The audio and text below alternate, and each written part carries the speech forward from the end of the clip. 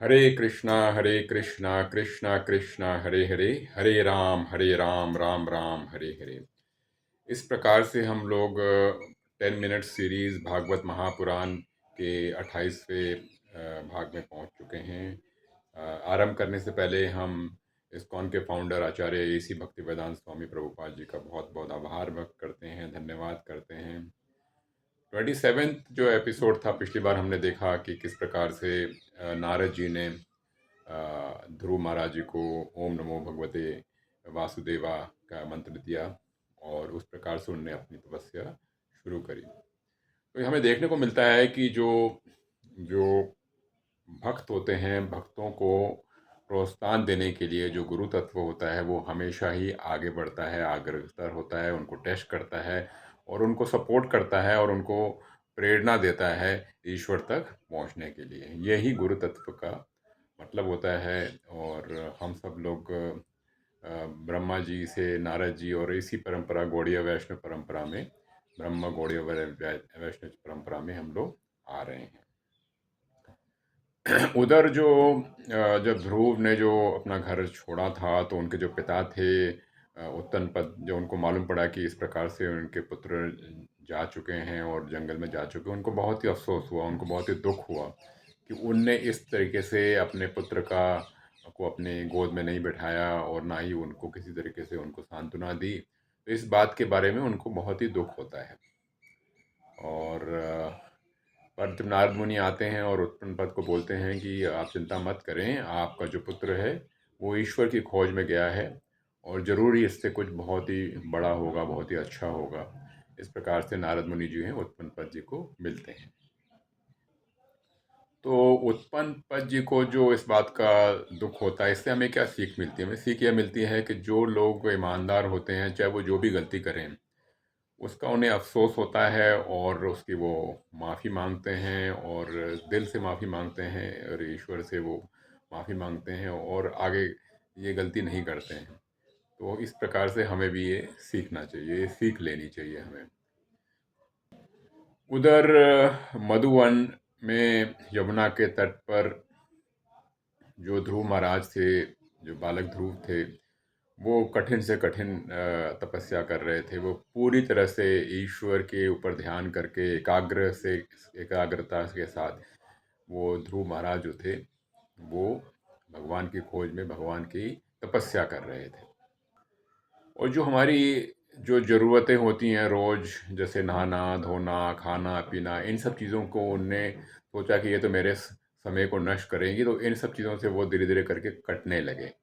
उनने खाना पीना भी छोड़ दिया, इस तरीके से वो इन सब चीज़ों से दूर होने लगे। शुरुआत में उनने एक फल होता है, इसको कहते हैं कपीता फल, वो कपीता फल वो 3 दिन में एक बार खाते थे, बस इतना ही करते थे। शुरुआत में उनने ऐसा किया।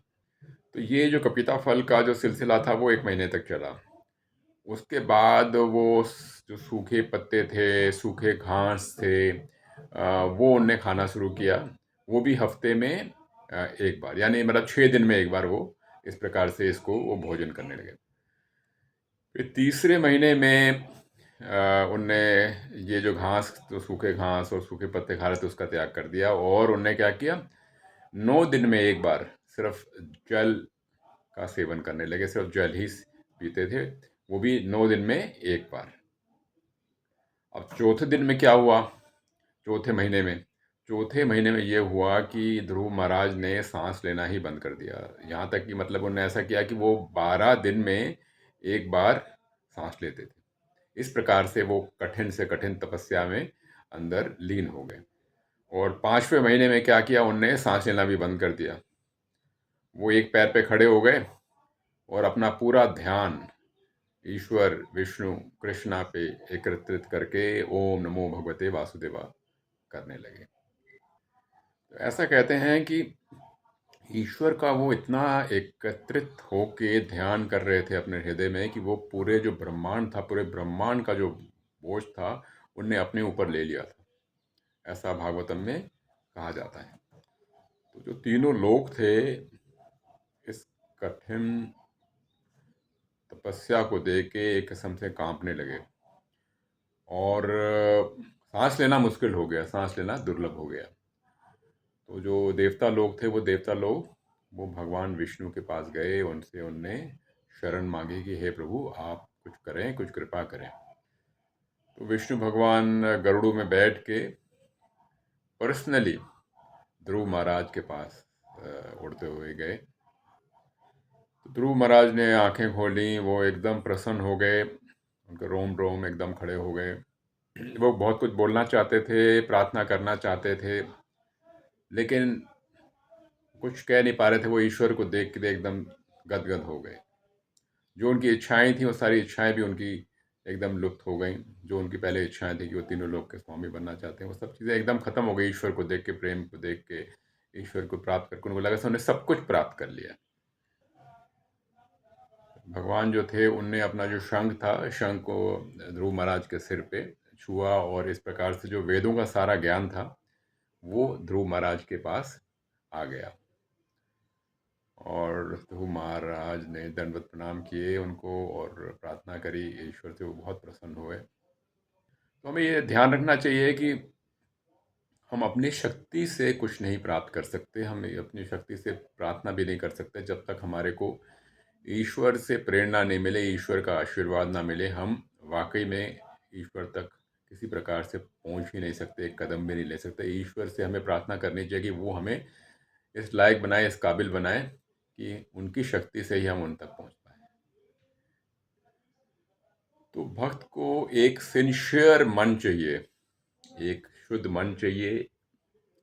यही चाहिए, ईश्वर यही देखते हैं कि हमारे में प्रेम है कि नहीं, एक शुद्धता है कि नहीं, हमारी एक दृढ़ इच्छा हमारे है कि नहीं ईश्वर को प्राप्त करने की। प्रभु ये देखते हैं और इस प्रकार से प्रभु आशीर्वाद देते हैं। तो ध्रुव महाराज जो होते हैं प्रभु को देख के बड़े ही प्रसन्न होते हैं। वो बहुत ही कृतज्ञ फील करते हैं। वो कहते हैं प्रभु आपकी बड़ी कृपा रही।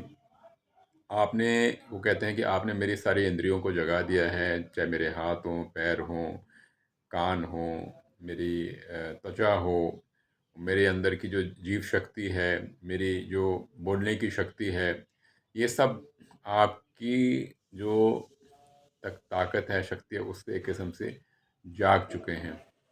आप ही एक मेरे एक मैं आप ही का एक आश्रय ले सकता हूँ।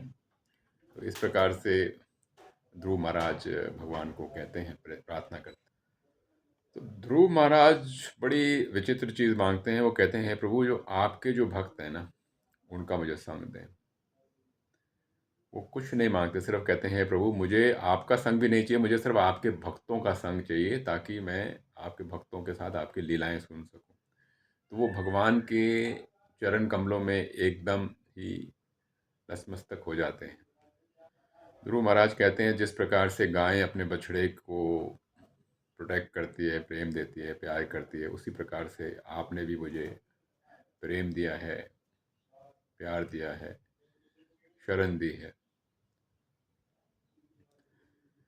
तो ध्रुव महाराज जो भगवान से जो मांगते हैं कि मुझे सिर्फ आपके भक्तों का संग चाहिए, इससे हमें ये सीखने की बात है कि जो सबसे बड़ी जो चीज़ है वो है भक्तों का संग।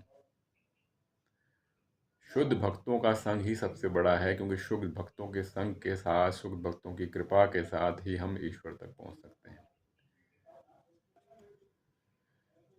भगवान कहते हैं ध्रुव महाराज को कि आप जो हैं अपने पिता का जो आपका जो राज है उस पर 36,000 साल तक आप राज करोगे। दूसरा कहते हैं कि उत्तमा और सुरुचि जो हैं उनका भी अंत वक्त आ जाएगा, और आप अंत वक्त में मुझे याद करोगे।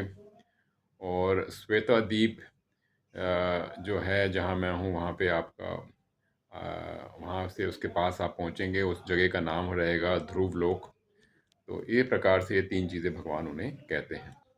तो ये सब कह के भगवान चले जाते हैं। और ध्रुव जो थे, बालक ही थे, वो बहुत ही प्रसन्न होते हैं और उनको इस बात का अफसोस होता है कि वो किस प्रकार से उन्हें भौतिक जगत की लालसा थी, वो तीनों जगत के स्वामी बनना चाहते थे। उन्होंने देखा ये कितना फीका है और ईश्वर का प्रेम कितना शुद्ध है। तो इस प्रकार से वो खुश होते हैं और उनके मन में ये विचार आता है कि जो उन्हें तीनों जो तीनों लोग का जो उन्हें राज्य मांगने की सोच रहे थे, वो एक किस्म से टूटे चावलों के बराबर है। और एक तरफ जो है वो ईश्वर की आनंद और ईश्वर का प्रेम और ईश्वर की भक्ति है, और दूसरी तरफ टूटे हुए चावल हैं। तो इस प्रकार से ये कथा हम देखते हैं, और कथा के बारे में बहुत ही हमें इससे लाभ मिलता है, इस कथा का अध्ययन करने से, इस कथा को सुनने से। हरे कृष्णा कृष्ण कृष्ण हरे हरे, हरे राम राम राम।